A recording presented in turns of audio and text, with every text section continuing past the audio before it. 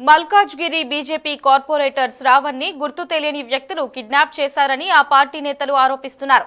CC camera ఆధారంగా police వాహనంలో శ్రావణ్ ను బలవంతంగా తీసుకెళ్లారని కుటుంబ సభ్యులు ఆవేదన వ్యక్తం చేశారు.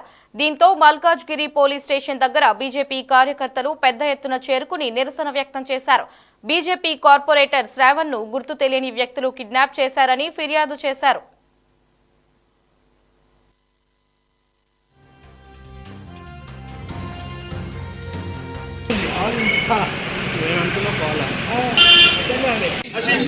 పోలీసుల నిర్లక్ష్య వైఖరి, పోలీసుల నిర్లక్ష్య వైఖరి, పోలీసుల నిర్లక్ష్య వైఖరి, పోలీసుల నిర్లక్ష్య వైఖరి.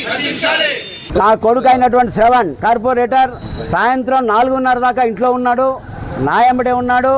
సాయంత్రం 5ంటికి ఆఫీసులో కూర్చుని అతనికి అలవాటు ఉంటుంది. వెళ్ళి ఆఫీసులో కూర్చున్నప్పుడు ఎవరో అన్నోన్ పర్సన్స్ మాకు తెలియదు 2 కార్లలో వచ్చారు.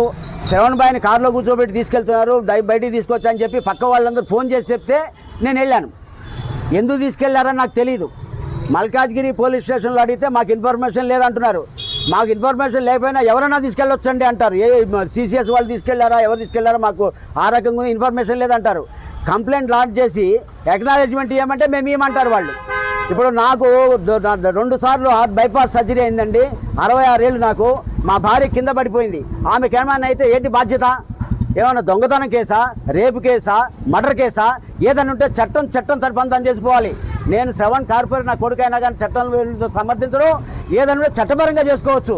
పోలీసు వాళ్ళైనా సిసిఎస్ వాళ్ళైనా ఎవరైనా సరే కనీసం మినిమం కట్టసిగా చెప్పాల్సిన ఇన్ఫర్మేషన్ బాధ్యత లేకుండా తీసుకెళ్ళడానికి నేను చాలా ఆవేదన చేస్తున్నా. దీన్ని మా పెద్ద నాయకులందరూ చెప్పా.